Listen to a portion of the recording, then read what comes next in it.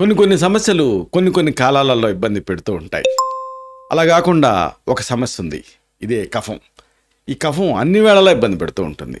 మామూలు వర్షాలు పడే రోజుల్లో కఫం పెరగటం సరే, అలాగే చలికాలం కూడా ఇబ్బంది పెడుతూ ఉంటుంది. అయితే ఎండాకాలం కూడా ఇబ్బంది పెడుతూ ఉంటుంది, ఎందుకంటే డస్ట్ ఎలర్జీ వల్ల. కాబట్టి ఇలాంటి ఈ కఫం ఇబ్బంది పెడుతూ ఉంటే లేదా ఇబ్బంది పెట్టకుండా ఉండాలంటే, రికరెంట్గా ఈ కఫ సంబంధమైన సమస్యలు మిమ్మల్ని వేధిస్తూ ఉంటే ఈ సమస్యల నుంచి ఎలా బయటపడాలి, రోజువారీగా ఇంటి వైద్యాలతో ఎలా తగ్గించుకోవాలి, ఈ విషయాలని ఈ వీడియోలో మనం వివరంగా తెలుసుకోబోతున్నాం. మిత్రులారా నమస్కారం, నేను మీ డాక్టర్ చిరుమామిళ్ళ మురళీ మనోహర్. ఈ వీడియోలో మనం చాలా ముఖ్యమైన విషయాన్ని, అందరిని ఇబ్బంది పెడుతున్న సమస్యని తెలుసుకోబోతున్నాం. కఫం.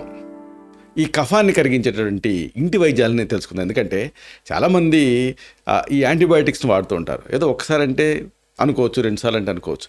కానీ ప్రతి నెలకి 2 సార్లు ఇలాగ కఫం ఇబ్బంది పెడుతూ ఉంటే, అది ముదిరి ఇన్ఫెక్షన్ కలగజేస్తూ ఉంటే ఎన్నిసార్లు అన్ని యాంటీబయాటిక్స్ వాడగలుగుతారు? అలా కాకుండా మీ ఇంట్లోనే ఒక వైద్యశాల కింద మార్చుకొని వంటింట్లో ఉండేటువంటి పదార్థాలను ఉపయోగించి ఈ కఫాన్ని కంట్రోల్ చేసుకోవచ్చు. ఎంతో ఆసక్తికరమైన విషయాన్ని మనం తెలుసుకుందాం. కఫం అని వింటూ ఉన్నాం కదా, ఏమిటిది అంటే ఒక రకమైన శ్లేష్మం. ఆయుర్వేదంలో బయోరెగ్యులేటింగ్ ప్రిన్సిపల్స్ 3 చెప్పారు: వాతం, పిత్తం, కఫం. వీటిలలో ఈ కఫం అనేది ఒకటి. ఇది శరీరంలో శ్వాసకోశాలని, ఇంకా అతి ముఖ్యంగా ఆ లోపల ఉండేటువంటి ఛానల్స్ని సంరక్షిస్తూ ఉంటుంది. యాక్చువల్గా దాని పర్పస్ అది. అయితే ఎక్కువగా ఈ కఫం తయారైతే అప్పుడు అది ఆ సమస్యలకి దారితీస్తుంది. కఫాన్ని తగ్గించడానికి అనేక అద్భుతమైనటువంటి ఇంటి వైద్యాలు ఉన్నాయి, చిన్న ఫార్ములేషన్స్. వీటిని మీరు రెడీమేడ్గా తయారు చేసుకొని వాడుకుంటూ ఉంటే ఈ సమస్యని కంట్రోల్లో ఉంచవచ్చు. వీటి ప్రత్యేకత ఏమిటంటే, వీటిని ఇంటి వైద్యాలాగా మీరు తయారు చేసుకుని వాడుకోవచ్చు.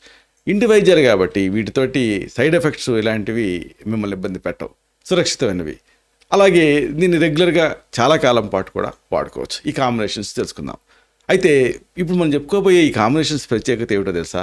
ఇది ఏదో మామూలుగా మన అమ్మమ్మలు నానమ్మలు చెప్పినవని కాదు. వీటిపైన శాస్త్రీయమైన అధ్యయనాలు జరిగి వీటిలో ఉండేటువంటి ఎఫికసీ ప్రూవ్ అయింది. అది ఈ ఫార్ములేషన్స్ ప్రత్యేకత. వీటిని తెలుసుకుందాం. మొదటి ఫార్ములేషన్, మీరు సిద్ధం చేసుకోవాల్సింది అల్లం, తేనె, ఇంకా నిమ్మరసం. అల్లం, తేనె, నిమ్మరసం. 1 స్పూన్ తేనె, అరకప్పు నిమ్మరసం, అలాగే 1 స్పూను తురిమిన అల్లం. వీటిని కలిపి గోరువెచ్చని నీళ్ళకి కలిపి ప్రతిరోజు కూడా ఉదయం తాగుతూ ఉండండి. దీంతో ఈ కఫం నెమ్మదిస్తుంది. దీనిపైన అనేక పరిశోధనలు జరిగాయి. ఒక ఆసక్తికరమైన పరిశోధన ఏంటంటే, ద జర్నల్ ఆఫ్ పెయిన్ 2010లో ఈ పరిశోధనని పబ్లిష్ చేసింది. అల్లం తాలూకు యాంటీ ఇన్ఫ్లమేటరీ గుణాలు కఫాన్ని తగ్గించడానికి సహాయపడతాయి అనేది ఈ ఆర్టికల్ వివరించింది. ఈ అధ్యయనం ద్వారా అల్లం తాలూకు ఇన్ఫ్లమేటరీ సైటోకైనిన్స్ని తగ్గించేటువంటి గుణాలు దీంట్లో ఉన్నట్టుగా ఈ ఆర్టికల్ తెలిపింది. అలాగే మరొక ఆసక్తికరమైన కాంబినేషన్ మిరియాలు, పెప్పళ్ళు అంటే లాంగ్ పెప్పర్, యాలకులు, ఇంకా నెయ్యి. ఈ కాంబినేషన్ కూడా ఈ కఫాన్ని కంట్రోల్ చేయడానికి ఉపయోగపడుతుందని తేలింది. మిరియాలు, పెప్పళ్ళు, యాలకుల లోపల గింజలు సమాన భాగాలు తీసుకొని పొడి చేయాలి. దీన్ని నేతితో కలిపి పూటకి ఒక పెద్ద కుంకుడు సైజు అంతా తింటూ ఉంటే కఫం కరుగుతుంది. ఇది కూడా శాస్త్రీయ అధ్యయనాల్లో తేలింది.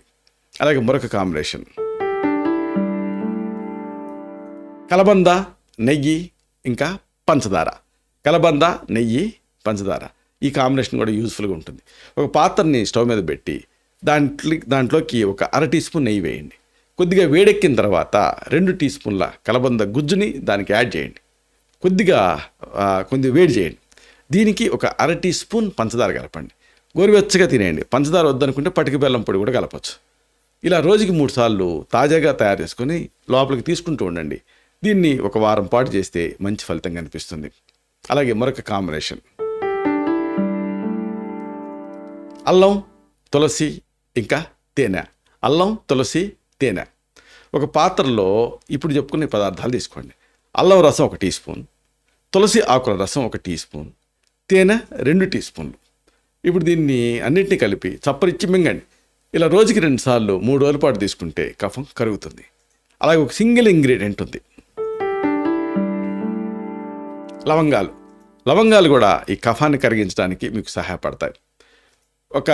2 లవంగాలు తీసుకోండి. ఒక గ్లాస్ గోరువెచ్చని నీళ్ళకి మరిగించి ఆ నీళ్ళని తాగేయండి. లవంగంలో ఉండేటటువంటి యాంటీ ఇన్ఫ్లమేటరీ గుణాలు కఫాన్ని తగ్గించడానికి సహాయపడతాయి. దీనిపైన ఒక మంచి ఆసక్తికరమైన పరిశోధన జరిగింది. జర్నల్ ఆఫ్ న్యాచురల్ ప్రొడక్ట్స్ 2016లో ఈ పరిశోధన తాలూకు ఫలితాలని పబ్లిష్ చేసింది.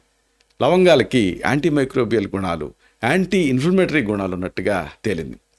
కాబట్టి ఇవి ఉన్నాయి కాబట్టి కఫాన్ని తగ్గించడానికి ఇది సహాయపడుతుంది. మరొక సింగిల్ ఇంగ్రీడియంట్ తులసి కషాయం. తులసి కషాయం కూడా కఫాన్ని తగ్గించడానికి మీకు సహాయపడుతుంది. కొన్ని తులసి ఆకుల్ని నీళ్ళకు వేసి మరిగించి దాన్ని వడపోసుకొని తాగేయటమే. తులసి ఆకుల్లో ఉండేటువంటి యూజినాల్ అనేటువంటి ఒక ప్రత్యేకమైన మూలకం కఫాన్ని తగ్గించడానికి మీకు సహాయపడుతుంది. ఇది పరిశోధనలో తేలింది.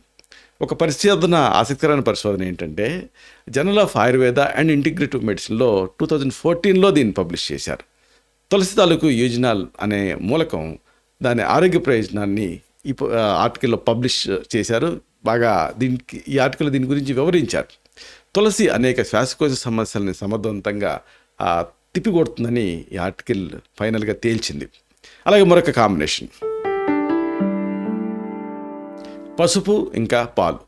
ఇది ఈ కోవిడ్ టైంలో అనేక మందిని రక్షించింది. ఒక కప్పు వేడి పాలకి ఒక స్పూను ఆ పసుపుని కలిపి రాత్రి పడుకునే ముందు తాగుతూ ఉండాలి. పసుపులో ఉండేటువంటి కుర్కుమిన్ అనేది ఈ శ్లేష్మాన్ని తగ్గిస్తుంది. ఇది కొన్ని మెడికల్ జర్నల్స్ పబ్లిష్ చేశాయి. థెరాప్టిక్ రోల్స్ ఆఫ్ కుర్కుమిన్ అనేది, అంటే దీన్ని ప్రధానమైన పబ్లికేషన్ ఏంటంటే ఏఏపిఎస్ జర్నల్ 2013లో ఈ పరిశోధన పబ్లిష్ చేశారు. కుర్కుమిన్ తాలూకు ఈ ఆరోగ్య ప్రయోజనాన్ని ఈ ఆర్టికల్లో వివరించారు. ముఖ్యంగా శ్వాసకోశం తాలూకు ఇన్ఫ్లమేషన్ తగ్గించడానికి పసుపు ఉపయోగపడుతుందని, దీంట్లో యాంటీ ఇన్ఫ్లమేటరీ గుణాలు ఉన్నట్టుగా, కఫాన్ని తగ్గించేటువంటి తత్వం ఉన్నట్టుగా ఈ ఆర్టికల్ ఫైనల్గా కంక్లూడ్ చేసింది. అలాగే ఎక్స్టర్నల్గా వాడేటువంటి మంచి ఇంగ్రీడియంట్ ఏమిటంటే నీలగిరి తైలం. నీలగిరి తైలం కూడా యూస్ఫుల్గా ఉంటుంది. ఒక పాత్రలో వేడి నీళ్ళు తీసుకొని కొన్ని చుక్కలు ఈ నీలగిరి తైలాన్ని కలిపి ఆవిరిని పీల్చుకోవాలి. ఈ ఆవిరి కఫాన్ని సడలిస్తుంది, శ్వాసకోశాన్ని శుభ్రం చేస్తుంది. రెస్పిరేటరీ మెడిసిన్ 2013లో ఈ విషయాన్ని పబ్లిష్ చేశారు. నీలగిరి నూనె తాలూకు ఆ ప్రత్యేక అంశాలు శ్వాసకోశ సంబంధిత సమస్యల మీద ప్రయోజనకరంగా ఉంటాయని ఈ ఆర్టికల్ వివరించింది. నీలగిరి తైలాన్ని మీరు వేడి నీళ్ళకి పిండేసేసి ఆవిరిపట్టవచ్చు. ఒక టవల్ కప్పుకొని కళ్ళు మూసుకొని, లేదు ముక్కు పొట్టలకి రాసుకోవచ్చు. ఇది కఫాన్ని సడలిస్తుంది, శ్వాసనాళాన్ని శుభ్రం చేస్తుంది. అలాగే కఫాన్ని కరిగించేటువంటి ఒక మంచి సింగిల్ ఇంగ్రీడియంట్ ఏమిటంటే మిరియాల కషాయం. మిరియాల కషాయం కూడా యూస్ఫుల్గా ఉంటుంది. కొన్ని మిరియాలని, అలాగే కొన్ని అల్లం ముక్కల్ని, అలాగే కొద్దిగా తేనెని ఒక గ్లాస్ నీళ్ళలో వేసి బాయిల్ చేయాలి. ఆ నీళ్ళని సిప్స్లా తాగాలి. మిరియాల్లో ఉండేటువంటి యాంటీబ్యాక్టీరియల్ గుణాలు కఫాన్ని తగ్గిస్తాయి. Journal of agriculture and food chemistry 2003లో ఈ విషయాన్ని పబ్లిష్ చేశారు. దీనికి యాంటీబ్యాక్టీరియల్ గుణాలని ఈ జర్నల్ ఆపాదించింది, ఈ ఆర్టికల్ ఆపాదించింది.